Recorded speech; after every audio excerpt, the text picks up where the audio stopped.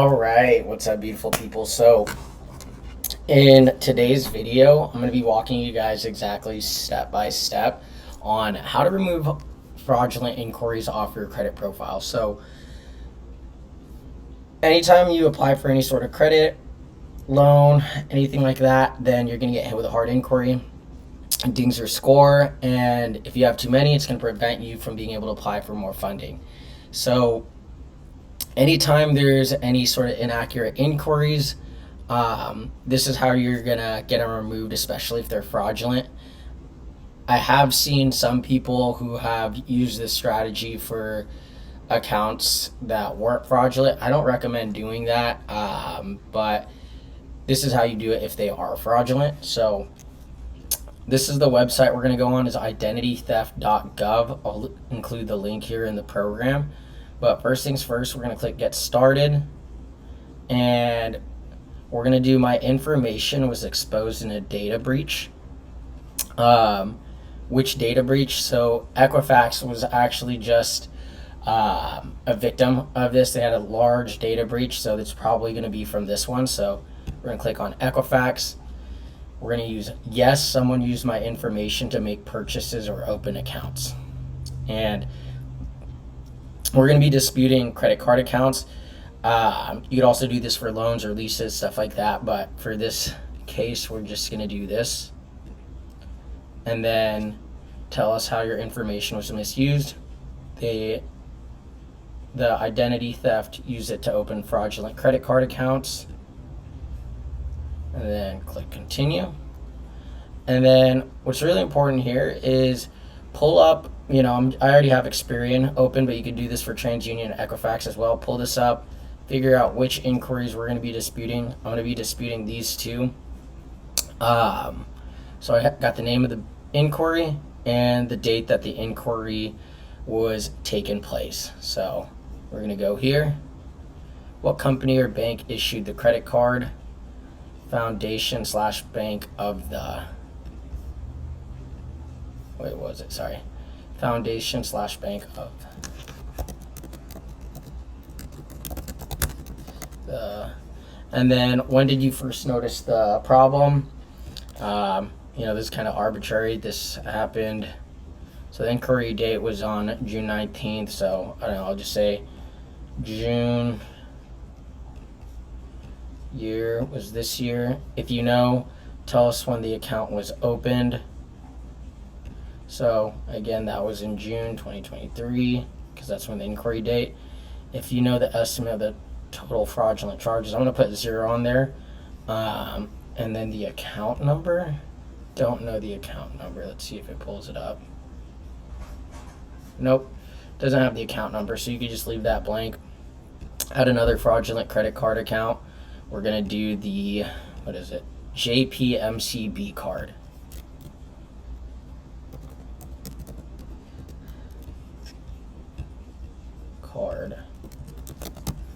And then when did you first notice? This happened in July. And that was of this year.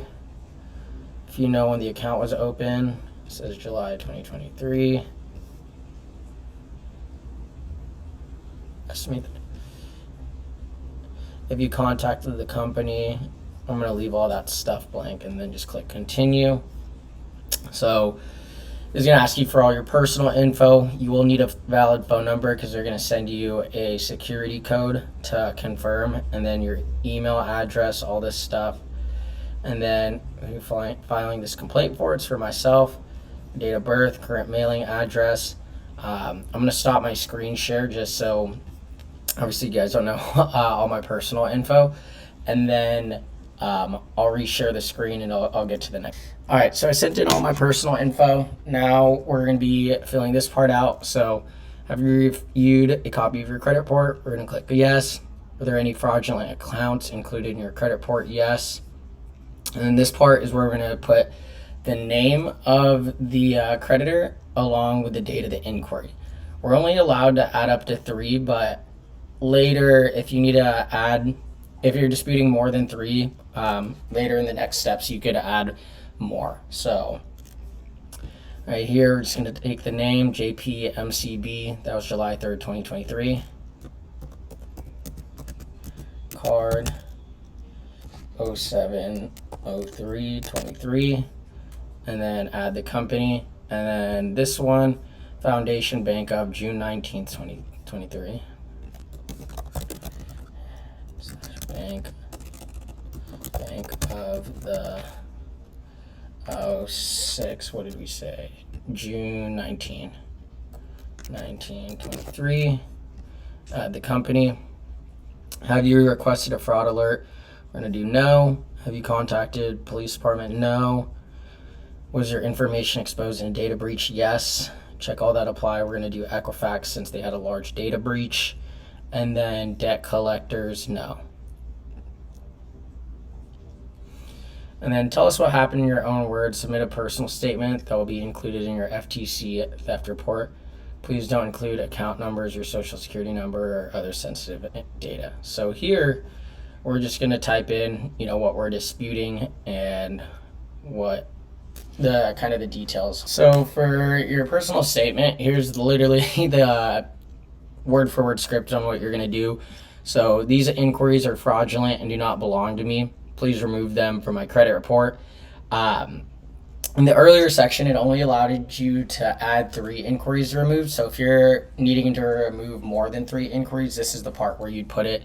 Also, these inquiries below do the same stuff, the name of the inquiry and the date. All right, cool. So after you send in your personal statement, you're going to click continue, and it's going to bring you to this section.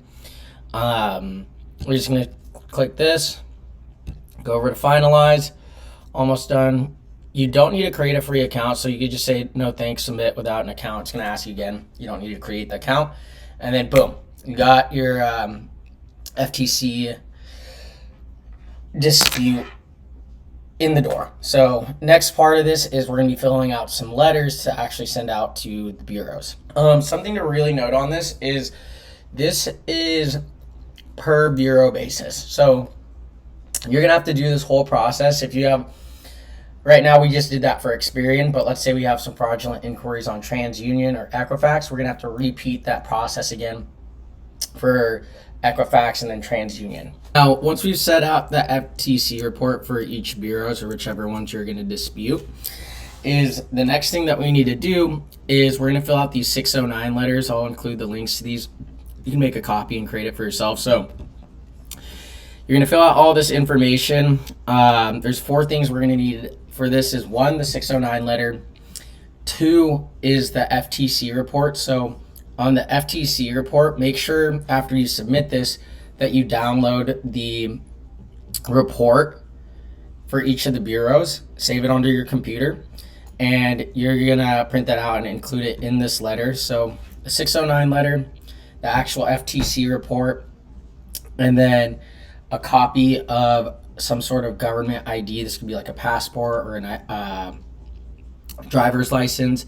And then lastly, a proof of address verification. So that anything that has your name on it and an address as well. So this could be like a phone bill, a utility bill, a credit card statement or bank statement.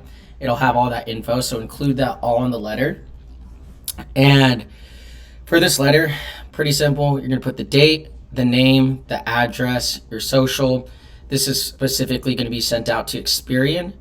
And it walks you through, it says all this. Please remove the following unauthorized hard inquiries off the credit report. So again, figure out which ones are fraudulent, which ones we're disputing. And when we go do this, we're going to want to go send this letter via certified mail, because the reason why we want to do that is we want to make sure that they actually get the letters, because they have to sign off on it. And once we dispute these letters, we know that they've received it and the time is ticking for them to get it removed off your profile. But yeah, guys, that is the process on how to get hard inquiries that are fraudulent reported off your credit bureaus to dispute any of those fraud inquiries. So what did we learn here? First off, go to identitytheft.org, file out an FTC report. Once that's filled out, you're going to send these 609 letters, fill out the information on here. And then on that letter, you're going to include the 609 letter, the actual FTC report itself, and then proof of address and a copy of some sort of government ID. And remember, you're going to do this for each of the bureaus, Experian, Equifax, and TransUnion, or whichever ones actually have the fraudulent inquiries. And once you do that, you're going to be good to go. Hell yeah. See you guys in the next one.